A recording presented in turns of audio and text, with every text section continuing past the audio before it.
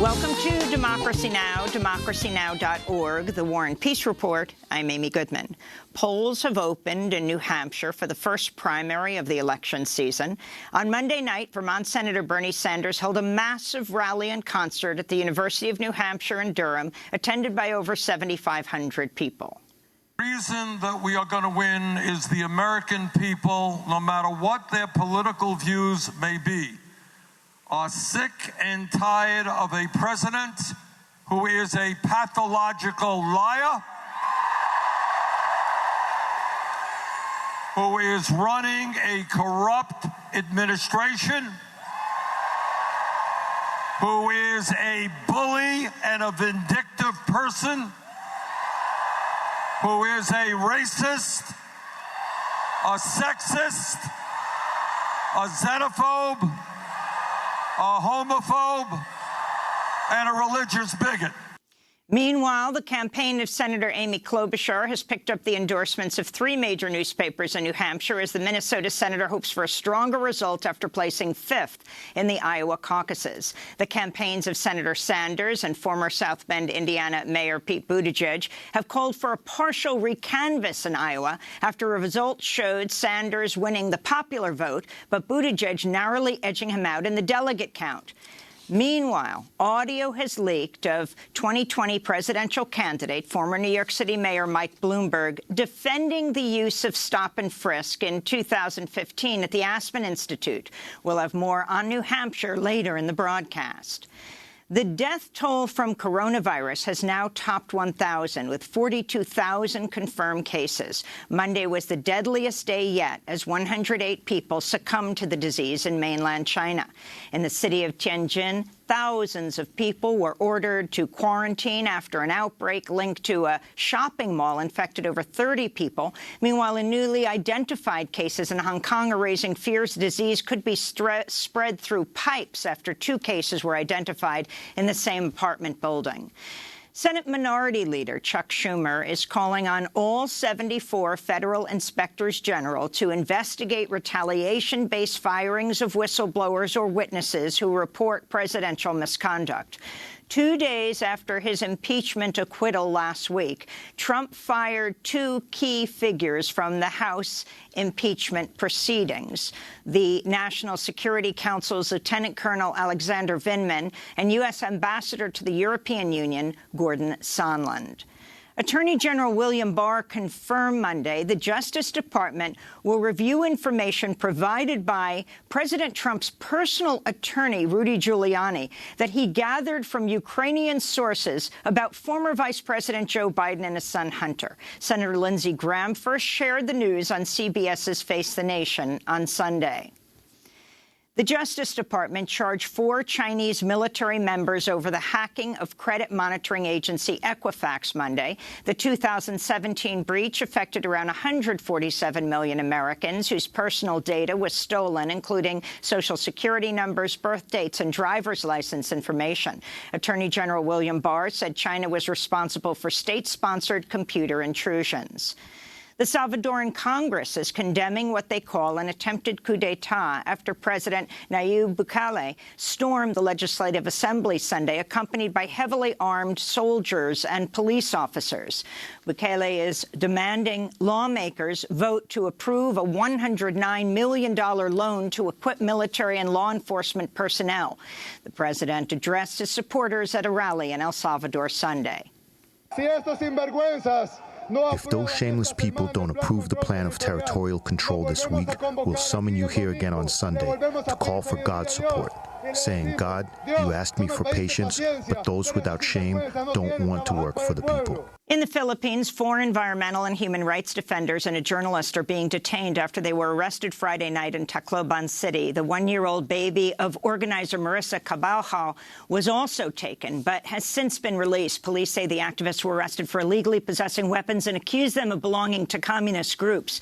Critics warn such attacks on activists are on the rise. Local media is reporting police have hundreds of arrest warrants for other activists. In more news from the Philippines, the government is moving to shut shut down the country's leading broadcast network, ABS-CBN, in President Duterte's ongoing crackdown on media outlets that are critical of his rule and his deadly so-called drug war. In Ireland, Sinn Féin is attempting to form a coalition with other left-wing parties after a stunning victory in the general election in which the party won the popular vote.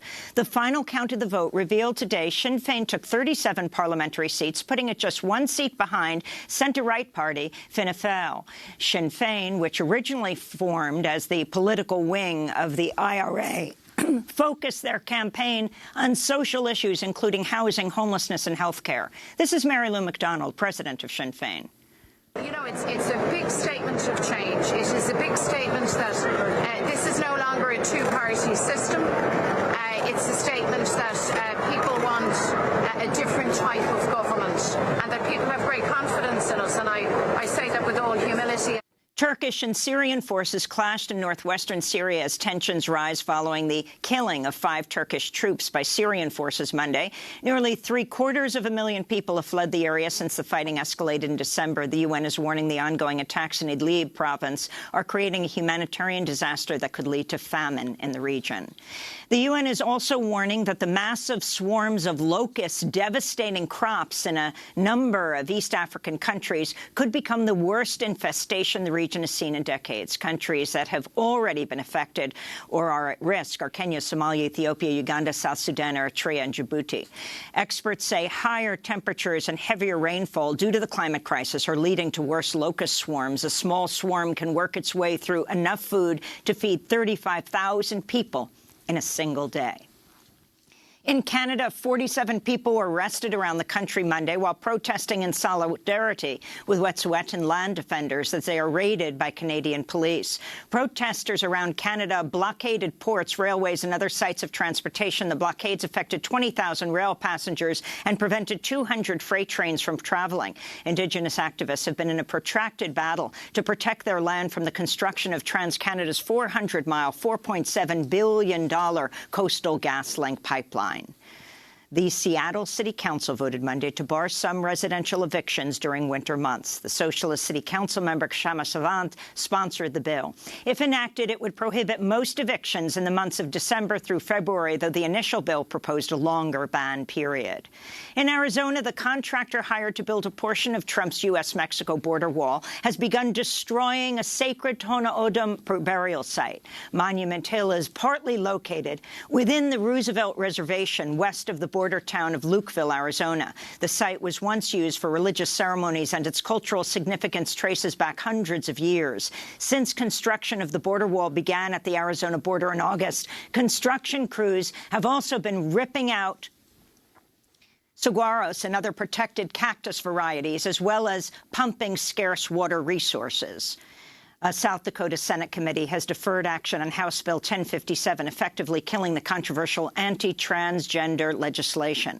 The bill would have criminalized doctors for providing transition-related health care to trans youth. The no vote came after a sustained campaign against the bill led by transgender activists and youth. To see our coverage of this story with the ACLU's Chase Strangio and the Oscar-nominated trans director Yancey Ford, go to democracynow.org. Manhattan District Attorney Cyrus Vance says he's considering reopening the investigation into Malcolm X's murder over half a century after the civil rights leader was murdered in 1965. The announcement came just days after the release of a new Netflix documentary titled Who Killed Malcolm X that sheds new light on the case. And Puerto Rico's Financial Control Board has struck a deal with bondholders to shed about $24 billion from its general obligation debt. The deal announced Sunday will cut the island's outstanding general obligation debt from $35 billion to about $11 billion. However, the island would have to pay about $3.8 billion up front. The agreement will still need to be approved by the Puerto Rican legislature. Puerto Rico's Financial Control Board filed for bankruptcy in 2017 to attempt to restructure $129 billion in debt. The board, which is often referred to as La Junta, is an unelected board that runs much of Puerto Rico's economic affairs and has for years been plagued by corruption allegations. And those are some of the headlines. This is Democracy Now!, democracynow.org, The War and Peace Report. I'm Amy Goodman. And I'm Juan Gonzalez. Welcome to all of our listeners and viewers across the country and around the world. Juan, before we begin with our top story, can you talk about what's happened in Puerto Rico with the issue of the debt? Yeah, I mean, this is interesting. I'm reading the articles that have come out in the last couple of days about this, and it's being portrayed as a victory for Puerto Rico in lowering its debt. But what I read of the actual details of the plan is quite the opposite.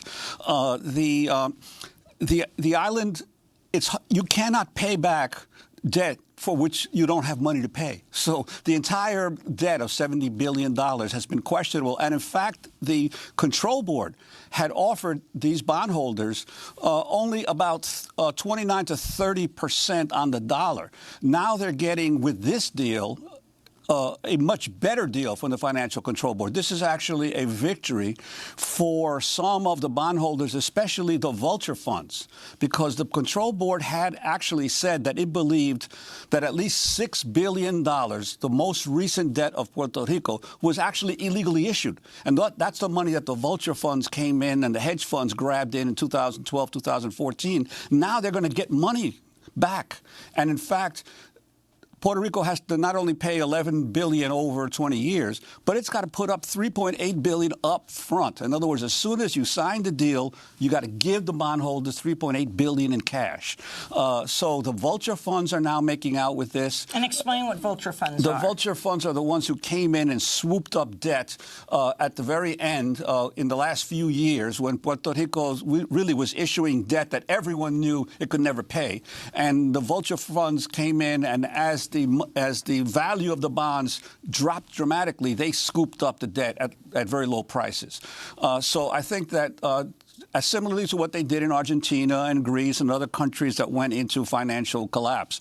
So it seems to me that this new settlement, and again, it's only a settlement for $35 billion of debt. There's still another $35 billion in bondholders and another $50 billion that's owed to the pension funds that still has to be resolved. This is a win, it seems to me, not only for the bondholders, but specifically for the vulture funds.